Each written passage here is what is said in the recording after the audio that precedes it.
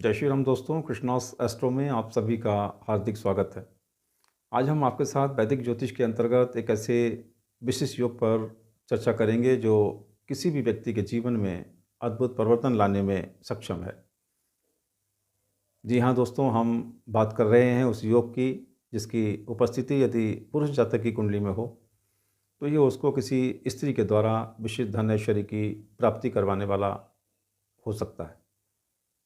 वहीं स्त्री जातक की कुंडली में ऐसा संयोग बने तो धन ऐश्वर्य की प्राप्ति उस स्त्री के लिए किसी पुरुष विशेष के माध्यम से होगी।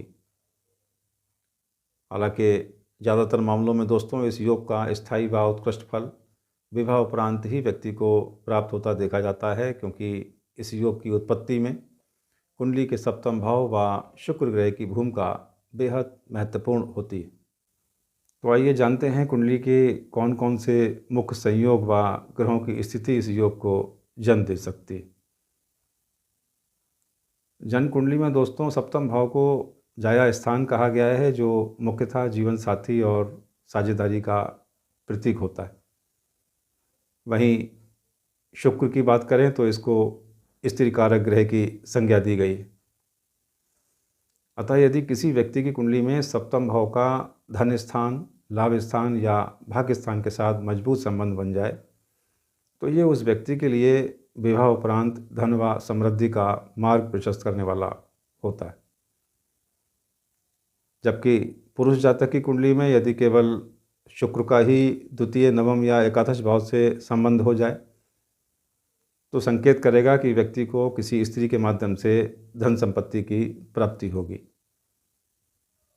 और संयोगवश सप्तमेश और शुक्र दोनों का संबंध इन भावों से हो तो ये योग विवाह उपरांत किसी भी व्यक्ति के लिए धन ऐश्वर्य की प्राप्ति का एक निश्चित संकेत होगा।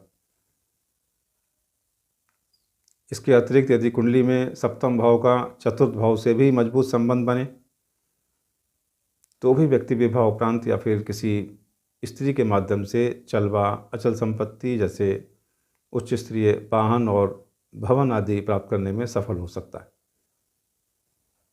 विशेष रूप से जब संबंध बनाने वाले ग्रह अपनी उच्च राशि में हों, स्वग्रही हों या शुभ ग्रहों की दृष्टि से प्रभावित हो तो यह योग और भी अधिक प्रभावशाली बन जाता है और ऐसे में यह व्यक्ति को विशाल धन संपदा और अत्यधिक समृद्धि प्रदान करने वाला सिद्ध हो सकता है। आइए इसको एक कुंडली का निरीक्षण करके समझते हैं। स्क्रीन पर दोस्तों जो कुंडली आप देख पा रहे होंगे उसमें सप्तमेश मंगल है, जो धन स्थान में अपनी स्वराशि वृश्चिक में स्थित है। अतः यहाँ सप्तम भाव का धन स्थान से संबंध बन रहा है। अब इस कुंडली के नवमेश बुध और सप्तमेश मंगल का निरीक्षण करें तो इन दोनों की युति भी आप देखें द्वितीय भाव में ही हो रही है, जिससे सप्तम भाव और नवम भाव का संबंध भी स्थापित होता है।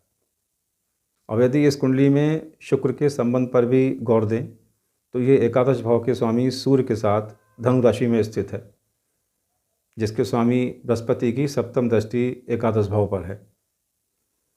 अतः इस कुंडली में तीन प्रमुख संबंध बनते हैं जो इस जातक को किसी स्त्री के माध्यम से धन संपत्ति की प्राप्ति का संकेत देते हैं।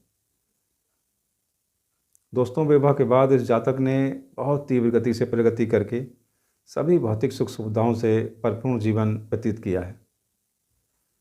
विशेष बात यह है कि इनकी पत्नी भी सरकारी पद पर ही प्रतिष्ठित हैं। अब इस संबंध में हम एक और कुंडली को स्क्रीन पर दिखा रहे हैं। यहाँ इस कुंडली का सप्तमेश शुक्र है दोस्तों, जो धन भाव में स्वराशि का होकर स्थित है। अतः यहाँ सप्तम भाव और धन भाव का संबंध बिल्कुल स्पष्ट है। शुक्र इस कुंडली का सप्तमेश होने के कारण दोस्तों दो प्रकार से स्त्री के माध्यम से धन प्राप्ति को दर्शाता है। यहाँ एकादशेश शनि को भी देखें, धन भाव में शुक्र के साथ ही स्थित है, जिससे शुक्र व सप्तम भाव दोनों का लाभ भाव से संबंध स्थापित होता है। इसके अतिरिक्त आप यदि देख पाएँ तो इस कुंडली में चतुर्थ भाव व सप्तम भाव का भी मजबूत संबंध स्थापित हो रहा है, क्योंकि इन दोनों भावों के स्वामी चंद्र व शुक्र हैं, जो एक दूसरे पर अपना दृष्टि प्रभाव बनाए हुए।